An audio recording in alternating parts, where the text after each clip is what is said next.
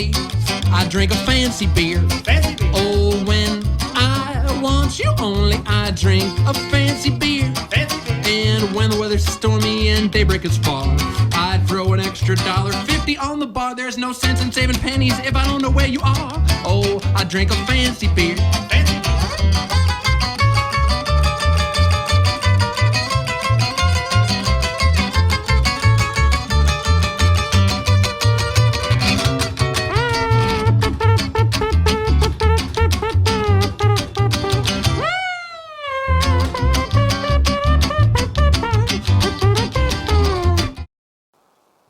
Welcome to the Beer Show. I'm Steve B. This is Eric T. Eric T.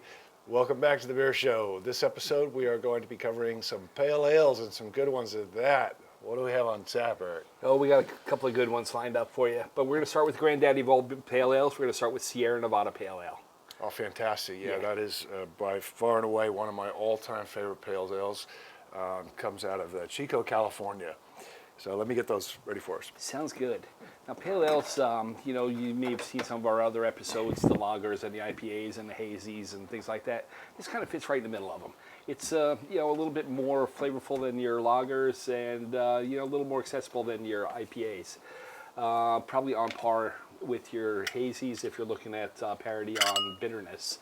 Some really nice tasting beers, though. Sierra Nevada in particular was probably the forefronts of the craft brewing industry, I'd have to say. Oh, I agree. It has to be. I mean, these guys have been around a long time. It's one of the beers I really first fell in love with as far as like being a true craft ale. Absolutely. This is one of the first ones, man. Yeah, I mean, everybody starts, your first couple beers are going to be your mass marketed beers, that Dad drank, but then, along comes something with a little more flavor to it, and you're like, wow. Which was like Miller High Life and Hams. And Bud and Schaefer. I remember a lot of Schaefer going around my house. Schaefer, yeah. I remember Schaefer, I do. Now, my dad was into the Hams when we first moved to the States. Anyway. Look at that color and that carbonation, the head on it. Fantastic. I'll put this label out here for you to see. Just a great beer. I can't wait to get into it. It's hoppy. It's got a lot more flavor, obviously, than your lagers do. So this is a great transition beer, I think, if you want to get into craft beer. Yeah, it's a step out of the lagers and into something again a little more flavorful, getting into the craft brews. Like we said, this was probably the forefront of the whole craft brew industry, wasn't it? On the West Coast, anyway. Mm-hmm. Yeah, for home brews. These guys came out in early to mid '80s, and I have to say, I think this is their first popular beer. This is their flagship beer. Certainly, Sierra Nevada has many beers right now, but this is the one that put them on the map. Cheers. Well, with that said, cheers, mate. Cheers. And cheers.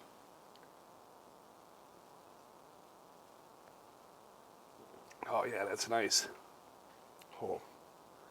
What I love about it, it's got this really nice big mouth feel. Mm-hmm. You really tasting the Cascade hops. Right. It's not super bitter, but it's definitely got packed with some real nice flavor. It's got some flavor to it, Yeah, for sure. I mean, as far as bitterness, we're only looking at 36 on the IBU scale. It's the International Bittering Units, which really, it's the hops. It speaks to the hops and how many hops they put in it as to how bitter it is. Right. How many times they hop it throughout the boil, and then in some cases dry hop as well, and then in which case the IBUs go up substantially if they're dry hopping. This one's not dry hop, but it's just a great flavor, man. I love this beer. It's one of my favorites. Now, in comparison to the lagers that was on one of our previous episodes, those always clocked in at about 18 IBUs. This is 36, so it does have a little more flavor to it, a little more kick to it. Yeah, almost double the bitterness, really, and it comes through, man. It comes through big time. I love it. I mean, but it's still smooth. It's super smooth, yeah, as well. It's not overpowering, like some of the big double IPAs and stuff like that. Which this isn't. This is just a pale ale. Right. So it's very approachable for somebody that wants to just try to, maybe try something a little different. Yeah. It's got a nice nose too. I'm smelling a lot of citrus, maybe some grapefruit and some pine. How are we looking on color? Well, I tell you what, it's that time. It's Let's that go to the time. beer light. Let's go to the beer light. Here we go. And we're gonna, with the beer light, of course, we're checking color, carbonation, all those fun things. And we have our SRM chart, which is our, again, if you haven't watched our show before, it's the standard, Standard reference. thank you, Eric, reference measurement Yeah. chart. SRM scale. It's the beer chart, It's okay? the beer chart. It's the color chart for the beer. It's the color chart. So, I mean, on this one here, we're looking, we're probably getting around a 6 or a 7. Oh, yeah. Is where I'm going with that. Oh, yeah, What do you 7, think, 8, Steve? easy. Yeah, Maybe even easy 8? 7, 8. Yep. Yeah. It's right up there. It's not quite to a 9 yet, I don't think.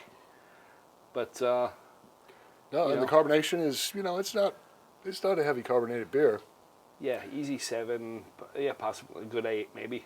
Yeah, I'm leaning towards an 8 on this one. It's a little hazier than some of the beers have been. But maybe that's just the coloring again. Let's give it a little more. A little more juice. Crank up the light on that. Oh, look at that. that's Beautiful. beautiful. Then you can really see the bubbles. Of course, it sort of You could changes be- the color a You bit. could be but- boiling ears. I'm going to enjoy mine nice and cold here. Yeah, I guess I shouldn't leave it up there too long. No, I wouldn't. Don't worry, it won't be around for long anyway. No, I wouldn't think so. So again, we got a 36 on the IBUs. ABV on this alcohol is 5.6%. Wow. Yeah, 5.6. so it's a Okay. little a step up again from lagers, and maybe Little a bit, step yeah. down or on parity with the IPAs. Right. So again, it's a great beer just to to get into and start off with to get into craft brews. This beer I think really became publicly known around kind of mid '80s is Yeah. when it started to really get out there. And I know he was brewing a lot earlier before then, even in the late '70s, home brewing anyway. Right, I think he came across, again, this is an independent brewer. It's owned by one family. The gentleman who started it actually came across Cascade hops in '81. That was his first introduction to Cascade hops, which in turn brought out the pale ale, the whole genre of beers. Yeah. It was just introducing a West Coast hop to what had been traditionally a European style beer market. So that really brought out the whole West Coast craze in the craft brewing industry, Yeah, and which put us where we're at today. Right. And again, it's in fact this. I just want to props to these guys. This magazine is amazing. It's a craft beer magazine. That's the name of it, craft beer. And there is actually there's the best beers of last year, and believe it or not, number 2 right Look there at that. from last year. Wow. So that's amazing. We got ourselves a list to work on. We got a winner.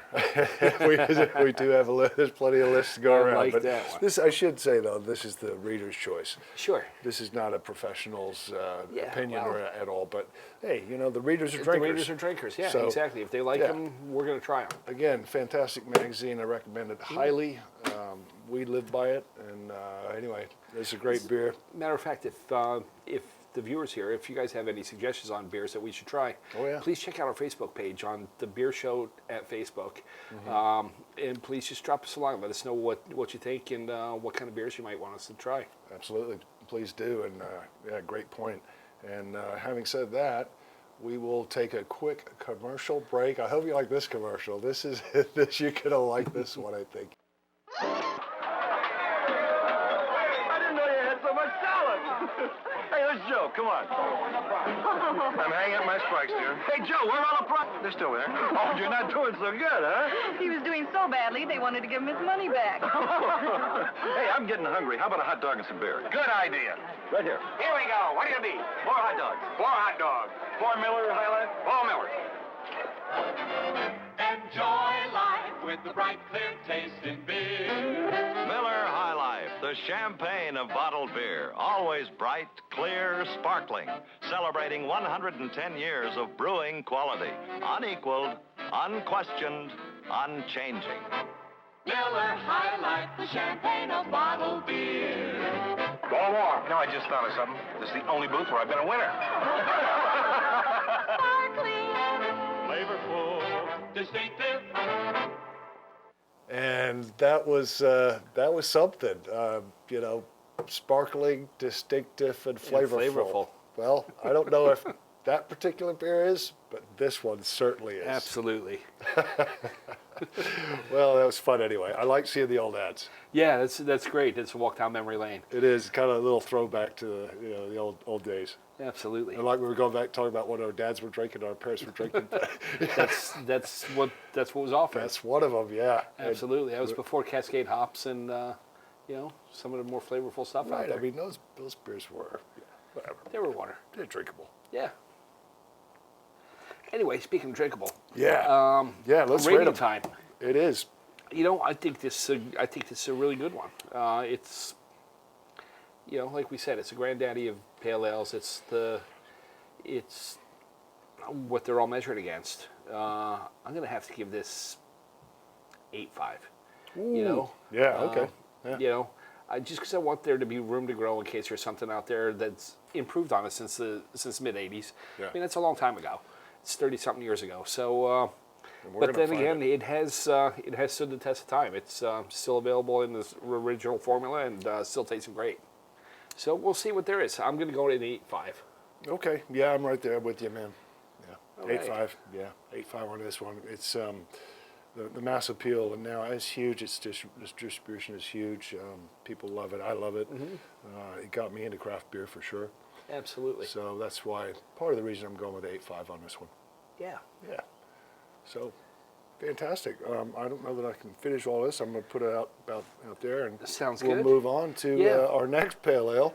Next one I think is from Kona Brews. Kona From Kona Brews. Brews. Okay. It's Fire Rock Pale Ale. This one here is, obviously from Kona Brew in Kailua Kona, on Big Island of Hawaii. Just like Sierra Nevada, this one here is available in all 50 states. But this one here is what they're calling a limited release. Some of Maui Brews or Kona Brews is, while they're available in all 50 states, some of them are mass produced to the point where, not that they've hit saturation, but they're available all the time at all bars and all distributors. This one here, they're a little more selective about where they're putting it. It's not available at every bar. It's not available at every grocery store, but it is available someplace within each of the 50 states. Yeah. There you go. That's fantastic. This is I love this beer as well, of course. Fire Rock Pale Ale, man. From Kona, as mentioned. And here we go. Right on. Thank you, sir. Cheers. Cheers. Here we go. And if you guys hadn't heard about Kona before, that was part of the Craft Brew Alliance. It was independent until some years ago. Right. Became part of the Craft Brew Alliance, and Anheuser-Busch just is in the process of purchasing a majority share, and therefore they have the larger distribution and the deeper pockets that help them get to where they need to be. I don't think it's a bad thing that there's certainly a place for independents, and there's a place for the larger beers too. Absolutely. So long as they stay true to the original recipe and the original intent, I'm all for it. Right, because this is actually brewed on the mainland as well. But I do have to say that I notice a difference. I do taste a slight difference in the beers at Kona Brewery. As opposed to this in the bottle. There's nothing like getting them fresh right at the brewery. Well, that's right. When you're getting them from the source, you're getting the best, freshest beer you can get, and that's, of course, what ideally what you want. So, that cheers. said, cheers. Cheers.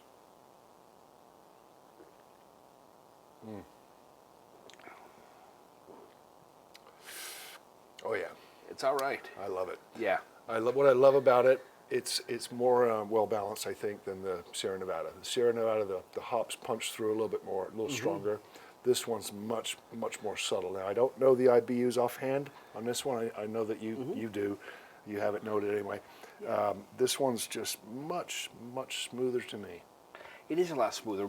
I like the flavor of it. The flavor grabs me, but it felt like there was something missing especially after drinking the Sierra Nevada. It felt like it was missing a little something, and it is the bitterness, that little thing that the little bite on the back of your tongue. Yeah. The strange thing about it is that they're both pretty similar. This is 35 IBUs, where Sierra Nevada was 36 IBUs. Oh, wow. So okay. I wouldn't there's have really guessed. not much difference. As far as ABVs, they're both about a 5.6. Yeah. Okay. And so- again, I wouldn't have guessed that just because the hoppiness doesn't punch through on this one like it does in the pale ale. You know, Maybe they use a little bit less hops or something. You know, or different hops. I think it's the malt that you're tasting on this. One thing about Fire Rock is that they're roasting their malts before they infuse them. Oh, they're using roasted malts. Okay. Yeah, so you're tasting a lot more of the malts and a lot less of the hops, which it's just a different flavor. Like I said, I tasted the malts right away, but I felt like I was missing the hops. If I go the other way, maybe I You have feel this first, just then the you go with opposite. that Yeah. one. Right. Right. That said, they're both dynamic beers. They're both great beers for sure. And without further ado, let's go to the beer light. All right.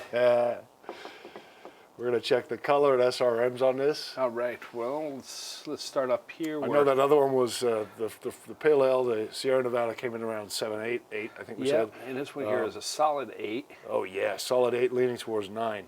Gotcha. Yeah, Yeah. Oh, yeah. Could be a 9 even. yeah. No, I think you're right. In fact, I pushed the light up a Yeah, little bit. you did. If you take so it back down, yeah, now we're solid 9, I think. right. I agree. Solid 9 and the carbonation, about the same. These beers aren't overly carbonated. They're just right in my opinion. No, I find too much carbonation just kind of fills you out, gets you bloated. Exactly, right? I mean, and these are filling beers anyway already Right. because there's so much, there's so much to them. There's so many specialty grains and the hops, of course, and they're definitely more filling beers than some other lighter lagers. Yeah, than the lighter mass-produced stuff for sure. Yep. I mean, it's almost like a sandwich in a glass, Yeah, you got all your vitamin B, and it's a meal. Yeah. As a matter of fact, yeah, they do say that you got all your vitamins and minerals that you need to sustain in a glass of beer. Yes, indeed. And I guess that's what they used to do. That's I've always said that for years, for one reason or another. Yeah. Anyway, yeah, flavor's fantastic. The aroma, the hops, color is a great beer. Yeah. Cheers. Cheers. So on a scale of 1 to 10, where would you go on this one? Yeah, because Sierra Nevada is one of my all-time favorite beers, I'm just going to go a little bit touch lower. I'm going to go with an 8. I did an 8.5 on the Pale Ale. This one is going to be a solid 8 for me. I'm not going any lower because it is a great beer. It is a great beer. It's up And, there. yeah, I might give this one an 8.5 as well. That's Yeah. about it for Fire Rock. That's about it for this Fire Rock. I love it. I give it an 8 once again. Yeah, I'm sticking by my 8.5. I like it, man. Cheers. Cheers. And cheers to you. We're going to take a quick commercial break, and we'll be right back on the other side. We will get into our final beer, which should be good as well. It's another local beer to Hawaii, so we'll see you on the other side. Thanks for watching The Beer Show. I'm Steve B. Eric T. Cheers. Cheers. Lots of brands of beer still open this way.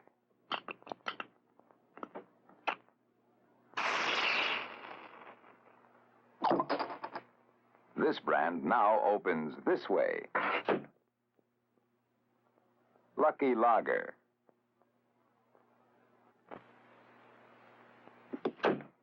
Isn't that something?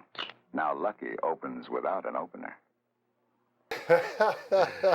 Wow, I like that one. Yeah, that's nice. That's a classic. Wow. And I haven't had a Lucky's in a long time. No, I haven't either. I think the Lucky Lagers now, don't they have the little symbols inside the cap? I think so, Do you remember that? They got the little, it's like almost like emojis. Right. They're like It was early day emojis.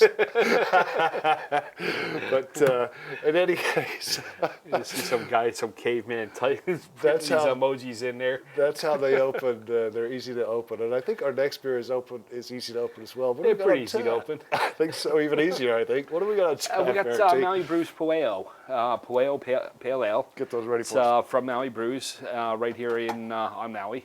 Currently brewed in Kihei. Independent brewer.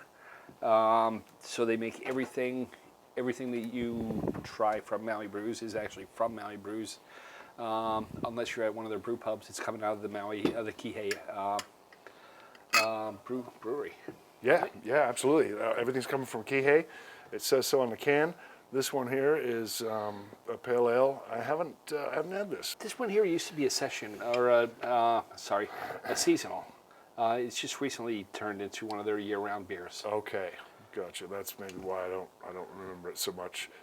But this one here is definitely easy to Easier open. to open. I mean, we've come a long way in the way they package it, package and distribute and Hey, open here's beer. the Lucky's for leading the way for that. Yeah, right. Thanks, Lucky Lager. Still love you, but bye. What a great ad that was. Fantastic. Well, the color is not as dark as the Sierra Nevada or the Fire Rock. No, it's a little lighter, a little lighter. hazier too. A little more carbonation, man. Yeah. Wow. Yeah, I would say quite a bit more, but I'm liking the look of it. I'll put that right there. Yeah, in addition to the color, I'm thinking it's pretty hazy as well. I mean, I wouldn't go so far as to say it's unfiltered hazy, kind of like the hazy IPAs, but No, it's not like the hazy IPA show that we did a while back, but this one's this one's high in alcohol. The ABVs, I mean. yeah, this one here's got a 5.6. Ooh. Oh, no, I'm sorry. No, it's like 6. This one, isn't this Yeah. one 6 something? I'm on the wrong page here. Oh man, the smell is amazing. Yeah, this one here, it is a 5.6. Okay, for some reason I thought it was in the 6.0 range, but no. No, but what is big about this is the IBUs. The IBUs are 62 IBUs. Okay, that's what I was smelling. Yeah, so we're doubling up again. I mean, if you were watching a lager show where everything was about 18 or so, Right. everything else in this range here All these, yeah. has been hitting us about 36. Yep. And now we're doubling that again. Now we're going up to 62. And it really punches through. You can taste that. You can taste that it's kind of doubled up. If you remember the Sierra Nevada Pale Ale was hoppy, but still at 35, 36 IBUs. And this one, not so hoppy, more, you tasted the Tasted the specialty malts. malts more so, but still came in at 35. This one is over 60. And wow.